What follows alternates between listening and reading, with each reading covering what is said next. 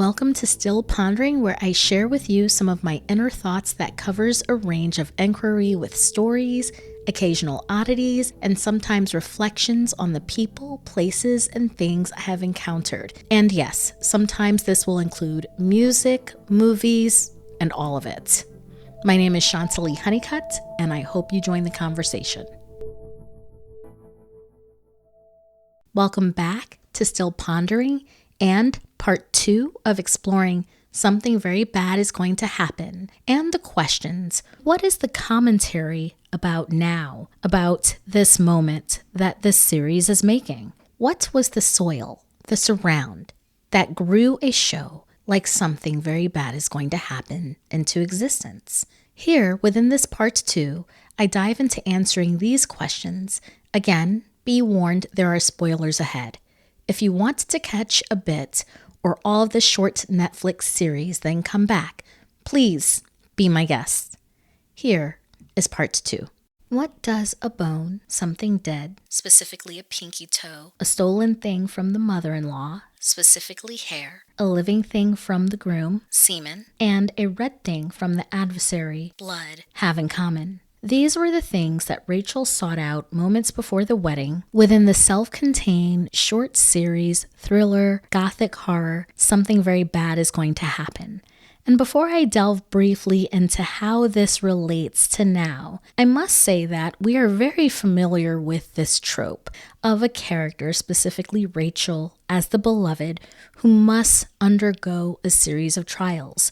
We've seen this in the myth Cupid and Psyche, the fairy tale The Devil with the 3 Golden Hairs, the fairy tale Vasilisa the Beautiful. These are all stories, and of course many, many others, in which the hero or heroine had to earn love, life, or their escape through impossible tasks. And while there are so many symbols within this series to deconstruct, I'm sticking to just one to comment on, the fox.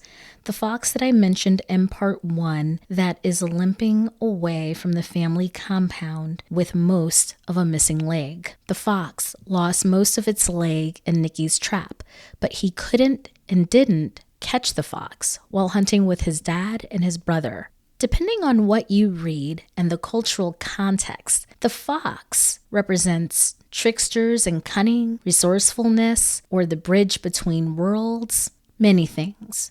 Thus, the fox's appearance in this part of the storyline is key. It might tell us and show us what Nikki tried to trick and trap and keep and yet didn't, both memed on physical and metaphorical levels. The fox and Rachel are escaping, and this sighting might point to a question. Is the fox a representation of the wounded trickster who earned what he deserved? Watch the series and answer this for yourself. Or is the fox a representation of Rachel's true nature while showing us that not only does she bridge the 2 worlds or many worlds, but that she is resourceful and now, because of her role as a witness, a trickster, is a misunderstood wise one, as tricksters can be, who will issue the ominous question to all she encounters. Are you sure that person is the one? So this series leaves us with many questions that go beyond questions that are raised about the symbols that we see. How far would we go for a beloved? Why do we believe the stories that we believe? What do those stories require for maintenance? How do we feed them? How far would we go to protect someone we love from a secret? Are we able to put blind faith and belief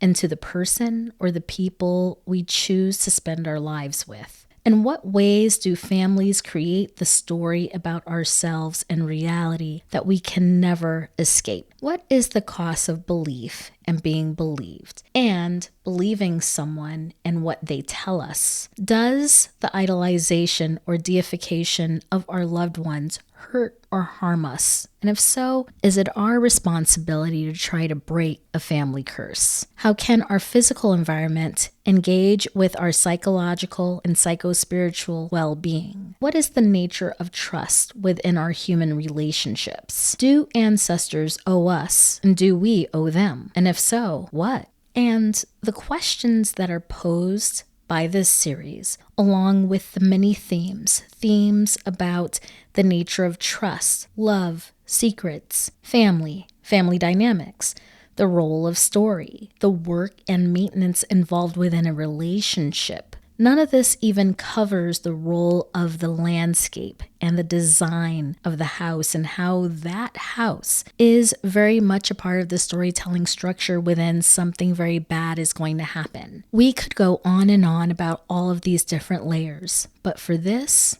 I'm going to focus on answering a few questions. How do we explain the dread, the anxiety, and discomfort that is brought up by this series during and after the credits roll? And what is the commentary it is making about our modern moment, and specifically about relationships? The dread we feel while watching this series is very much architected by the use of color, camera angles, the house as a character, and the use of sound. All of these things very much linked to this moment as it specifically relates to how people are feeling about relationships. Now, if you are a stats person, knock yourself out. You can look at anything from Pew Research to studies, make sure they haven't been studies that have been recalled, etc., etc. But if you are interested in just noticing the patterns based off of everyday news stories that we see, heck, you don't even really have to go past the headline. Stories like The Trouble with Wanting Men by Jane Garnett that featured in the New York Times in July 2025. Or the March 2025 piece in the Cut article, If Hetero Relationships Are So Bad, Why Do Women Go Back for More? By Jane Ward, who's teaching a class that challenges heterosexuality. If those two aren't enough, there's Playing the Field with My AI Boyfriends by Patricia Marks, September 2025, and really anything having to do with human and AI relationships. October 2025 is Having a Boyfriend Embarrassing Now, Vogue. And even if you weren't paying attention to the trends, that one, along with a few others that may not be mentioned, have been trending and going viral. November 2025, The Rise of Singlehood is Reshaping the World in Good and Bad Ways.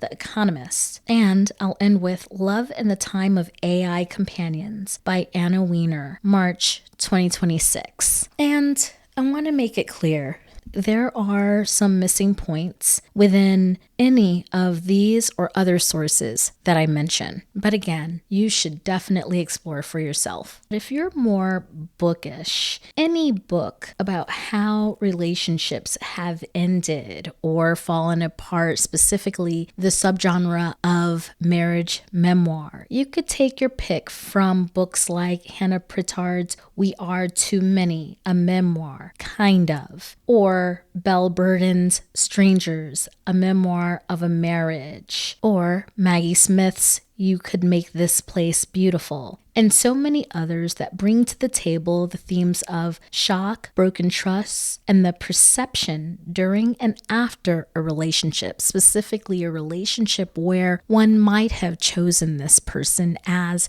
either their soulmate or the person they believed they were going to spend their life with. Still with me? If none of these tip off where we are as a culture and as a society in terms of how we have nurtured and grown an environment for a short anthology like Something Very Bad Is Going to Happen, let's look at the latest terminology that we use as packaging for abhorrent behavior, which many have pointed out. Within our references to romance and building intimacy with others. Alpine divorce, fleabagging, breadcrumbing, heterofatalism, heteropessimism, haunting, zumped, banksying, catfishing, he or she is red-pilled, micro-cheating, orbiting, textalationship, situationship, homance. Catch and release. And if those terms don't provide enough clues, turn to any TikTok or other social media story time. You have your pick from anything like The Cheesecake Factory to Who the F Did I Marry in 50 Parts, which, by the way, has a lineage to the 2010 series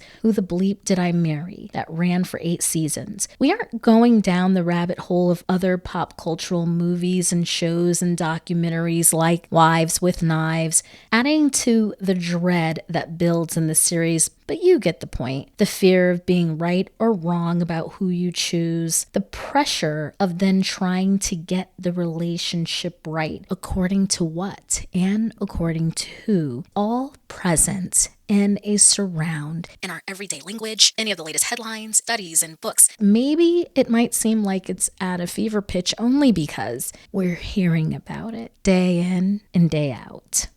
The commentary that something very bad is going to happen offers about now is as simple and yet as complicated as this. Spending any part of our life, especially in making a vow to do so for life, is parts messy, includes some trials and tribulations, unexpected surprises, and tests. When faced with this possibility, even if that possibility is with a person we've always wanted, it comes back to the question, what would we do? Will we choose story or stubbornly hold on to our own reality like many of the characters in the series? Will we sometimes play the role as both villain and hero? Will we choose to curl up in a fetal position and question if any of it has happened? For those of us who have done relationships over and over and over again, who could blame you if you curled up in a fetal position? Or maybe, is there a choice that opens the door to a road with more uncertainty, mess, and more questions?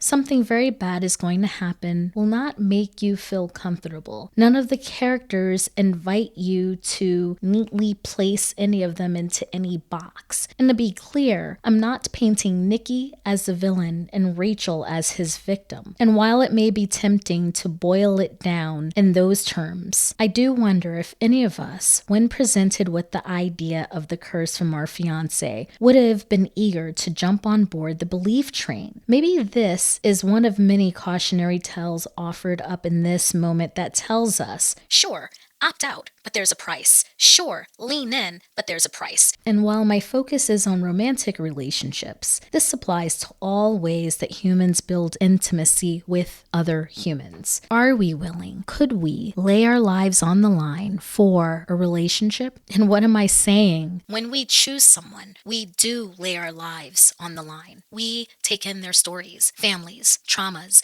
entanglement with others, especially if they're children from previous relationships. Credit scores, all of it comes along to touch us and our lives in some way. The ultimate lesson of something very bad is going to happen, or what it asks us to consider, is this: that choosing and spending your life with someone is anything but temporary, neat, and compact. Your life does depend on it, and a price will be paid, even if you think you're opting out of it.